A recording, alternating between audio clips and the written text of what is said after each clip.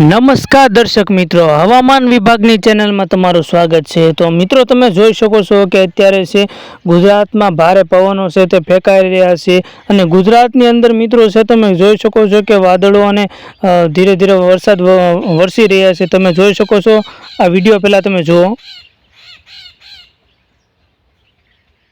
મિત્રો વિડીયોની અંદર સાફ દેખાય છે કે તમે જોઈ શકો છો કે પૂર જેવી પરિસ્થિતિ સર્જાઈ રહી છે। તો તમે એક પ્રકારનો અંદાજ લગાવી શકો છો કે ધીરે ધીરે છે એ ગુજરાતની અંદર છે પવનો અને વાવાઝોડા છે તેવી આપતની આવે તેવી શક્યતા વધી રહી છે અને ધીરે ધીરે છે સમગ્ર ગુજરાતમાં છે તે વાવાઝોડા તેમજ વરસાદ જેવી પરિસ્થિતિઓ સર્જાય છે। મિત્રો પવનો છે એની ગતિ પણ ધીરે ધીરે વધી રહી છે। તમે જોઈ શકો છો કે પવનોની દિશા છે એ પણ આશરે છે તે પશ્ચિમથી પૂર્વ તરફ થઈ રહી છે અને પવનો છે તે ખૂબ જ વેગથી ગતિ કરી રહ્યા છે। મિત્રો આના કારણે છે કેટલીક વિસ્તારોમાં વરસાદ જેવી પરિસ્થિતિ પણ સર્જાય છે। તમે જોઈ શકો છો કે વિડીયોની અંદર કેવી રીતે છે પાણી છલકાય છે, નદી નાળા છે વગેરે તૂટી જાય છે એવી સંભાવના પણ વધી રહી છે। અને મિત્રો ગુજરાતની અંદર કેટલાક વિસ્તારો છે એટલે કે દરિયા કિનારા વિસ્તાર આવતા જે જિલ્લાઓ છે તેમજ જે તાલુકા છે એને પણ એલર્ટ કરી દેવામાં આવ્યો છે તેમજ એને પણ જણાવી દેવામાં આવેલું છે કે આવી જ્યારે વિકટ પરિસ્થિતિ હોય ત્યારે લોકોને સાવચેત કરવા વિનંતી કે પોતાની ઘરની બહાર ન નીકળે અને યોગ્ય જગ્યાએ રહે એવી પણ સરકાર દ્વારા છે તે વ્યવસ્થા કરવામાં આવી છે। અને મિત્રો તમે જોઈ શકો છો કે પવનોની છે દિશા પણ ધીરે ધીરે બદલવા લાગી છે। પહેલાં છે દક્ષિણથી ઉત્તર તરફ પવનો ફેંકાતા હતા પરંતુ ધીરે ધીરે છે તે હવે પશ્ચિમથી છે એ પૂર્વ તરફ પવનો ફેંકાય છે અને આ પશ્ચિમના પવનો છે તે ભારે વરસાદ લાવવાની પણ શક્યતા ઊભી કરે છે અને આના કારણે છે મિત્રો ધીરે ધીરે વાવાઝોડું છે એની પરિસ્થિતિનો છે એનો ઉદ્ભવ થાય છે। મિત્રો અત્યારે તમે જોઈ શકો છો કે પવનો છે તે પાછા ફરી ગયા છે એટલે કે દક્ષિણના પવનો છે તે આગળ વધી રહ્યા છે, ઉત્તર તરફ જઈ રહ્યા છે। મિત્રો આ ઉત્તરના જે પવનો છે એ મુખ્યત્વે જ્યારે આપણે ચોમાસું બેસે છે ત્યારે છે દક્ષિણના પવનો છે એટલે કે આપણે ચોમાસાની શરૂઆત છે મુખ્યત્વે કેરળ રાજ્યથી થાય છે પરંતુ એ વાવાઝોડા તેમજ વરસાદ લાવવા માટે દક્ષિણના પવનો મહત્વના હોય છે। પરંતુ અત્યારે તમે જોઈ શકો છો કે ઉનાળા જેવી પરિસ્થિતિઓમાં છે એ દક્ષિણના પવનો અત્યારે આવી રહ્યા છે કે એના કારણે છે તે વરસાદ લાવે છે।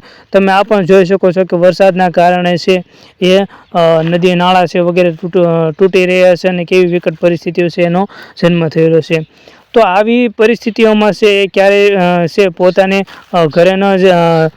ઘરની બહાર ન નીકળવું જોઈએ અને કહેવાય છે ને આંબાલાલ પટેલ દ્વારા પણ મોટી આગાહી કરવામાં આવી છે કે ગુજરાતના લોકો છે ઠેલા ભરીને તૈયાર થઈ જાવ કારણ કે આવનાર સમય છે એ ખૂબ જ ભારે અતિથી ભારે 24 કલાકની માઠી છે એ આગાહી કરવામાં આવી છે। એ આંબાલાલ પટેલ દ્વારા જણાવવામાં આવ્યું છે કે ગુજરાતના જે જુદા જુદા જે જિલ્લાઓ છે દાખલા તરીકે ઓખા છે, જામનગર છે, પછી ગાંધીનગર છે, અમદાવાદ છે, ભાવનગર છે, જુનાગઢ છે, મહુવા છે, વેરાવળ છે વગેરે જે ગુજરાતના જે દરિયા કિનારાના જે રાજ્યો છે એવાને અતિ ભારે એલર્ટ કરી દેવામાં આવ્યા છે।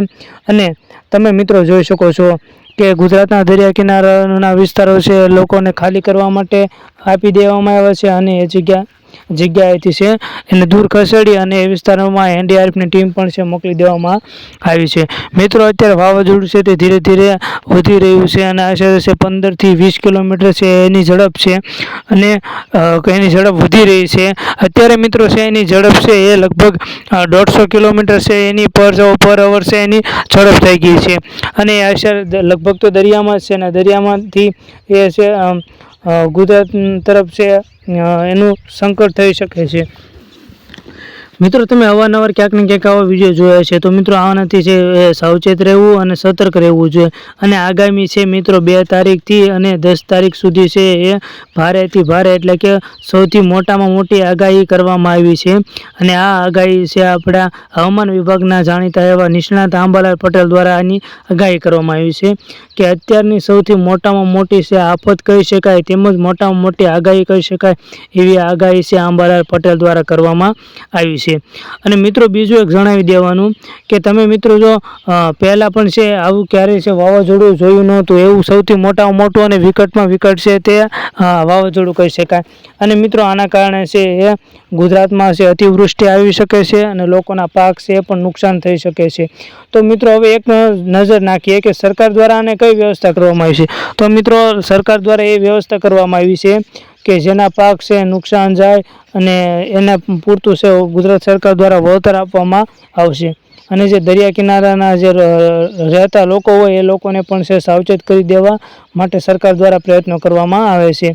અને આંબાલાલ પટેલ દ્વારા તો મોટી આગાહી આપવામાં આવી છે કે ગુજરાતના લોકો છે થેલા ભરીને તૈયાર થઈ જાઓ, કારણ કે આવનાર સમય છે ખૂબ જ મોટો વિકટ અને ભારેથી ભારે છે વાવાઝોડું અને વરસાદની છે તે આગાહી કરવામાં આવી છે.